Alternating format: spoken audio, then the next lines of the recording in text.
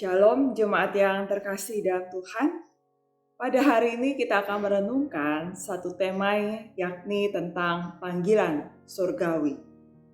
Tetapi sebelumnya mari kita akan bersama-sama merenungkan kebenaran firman Tuhan yang pada hari ini terambil dari surat Filipi pasalnya yang ketiga ayat 12 sampai dengan 14. Demikianlah firman Tuhan. Bukan seolah-olah aku telah memperoleh hal ini atau telah sempurna, melainkan aku mengejarnya. Kalau aku dapat juga menangkapnya, karena aku pun telah ditangkap oleh Kristus Yesus. Saudara-saudara, aku sendiri tidak menganggap bahwa aku telah menangkapnya, tetapi ini yang kulakukan. Aku melupakan apa yang telah di belakangku dan mengarahkan diri kepada apa yang di hadapanku dan berlari-lari kepada tujuan untuk memperoleh hadiah, yaitu panggilan surgawi dari Allah dalam Kristus Yesus. Jemaat yang terkasih, kita semua tentunya memiliki masa lalu.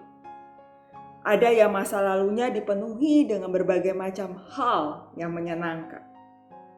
Tapi ada juga yang memiliki masa lalu yang kurang begitu baik.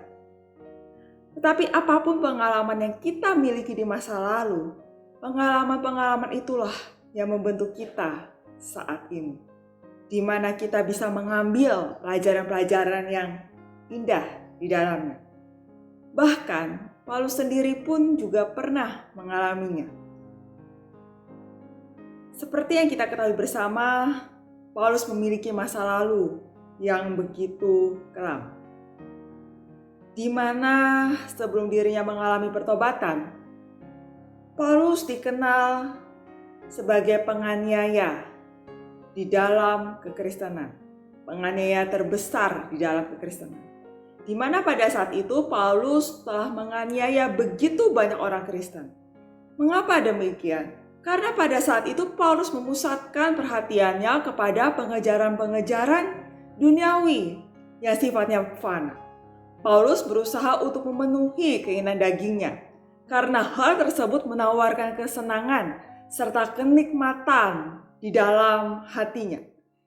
Tetapi apa yang terjadi setelah Paulus mengalami perjumpaan pribadi bersama dengan Tuhan?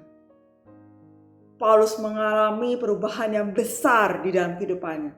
Suatu perubahan yang mengubah cara pandang Paulus dari pengejaran duniawi kepada pengejaran yang memiliki nilai yang kekal yang hanya terdapat di dalam Kristus Yesus. Kalau dulu sebelum dia bertobat, Paulus melihat bahwa hal-hal duniawi itu memberikan keuntungan bagi dirinya.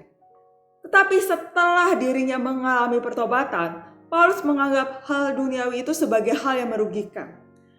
Mengapa? Karena pengenalannya akan Kristus Yesus itu jauh lebih berharga daripada apa yang ditawarkan oleh dunia. Namun setelah Paulus mengalami pertobatan, apakah hidupannya berjalan dengan mulus?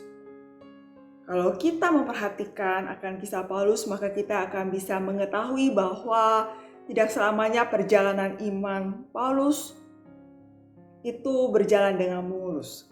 Karena Paulus berhadapan dengan berbagai macam tantangan di dalam pelayanannya. Di dalam perjalanan imannya sebagai orang percaya, sebagai pengikut Tuhan, Paulus mengalami berbagai macam tantangan yang sangat luar biasa serta tidak mudah untuk dihadapi. Sekalipun nyawa Paulus menjadi taruhannya.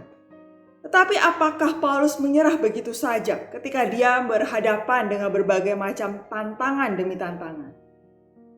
Jawabannya adalah tidak. Mengapa demikian? Karena Paulus telah mengarahkan pandangan hidupnya kepada Kristus itu sendiri.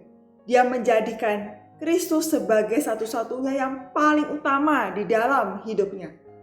Meskipun demikian, Paulus tetap menyadari ketidaksempurnaan di dalam dirinya. Tetapi hal ini sama sekali tidak menghalangi Paulus untuk tetap mengejar pengenalan yang intim bersama dengan Kristus. Paulus memiliki suatu tujuan utama di dalam hidupannya, yakni panggilan sorgawi dari Allah dalam Kristus Yesus. Hal ini yang membuat Paulus untuk terus berlari menuju garis akhir. Meskipun Paulus harus berhadapan dengan berbagai macam tantangan yang sangat berat, namun hal ini sama sekali tidak menghentikan langkahnya. Karena Paulus telah menjadikan Kristus sebagai pusat di dalam kehidupannya. Sekarang pertanyaannya adalah, bagaimana dengan diri kita? Ketika kita memasuki tahun yang baru, yakni tahun 2021. Kalau kita boleh mengingat perjalanan awal mengikut Tuhan, mungkin kita begitu semangat untuk melayani Tuhan. Mungkin kita bisa mengatakan dengan begitu semangat, aku ingin melayani Tuhan hingga akhir. Mungkin kita bisa membuat berbagai macam komitmen, harapan, serta rencana di dalam hidup kita. Tapi pertanyaannya adalah, bagaimanakah saat kita diperhadapkan dengan situasi yang sulit, di mana mungkin membuat kita rasanya ingin menyerah, membuat kita ingin mundur, dan rasanya seperti tidak sanggup lagi. Bagaimana sikap kita?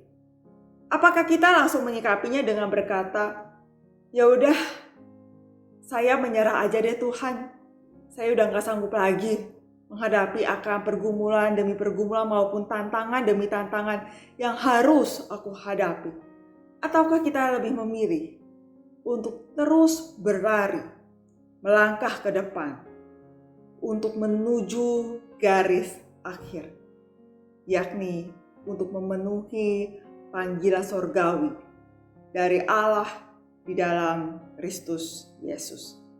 Marilah kita mendorong diri kita untuk mengejar akan panggilan sorgawi dari Allah dalam Kristus Yesus. Kiranya perenungan kita pada hari ini dapat menguatkan dan meneguhkan kita di dalam menjalani akan tahun 2021 ini. Tuhan Yesus memberkati.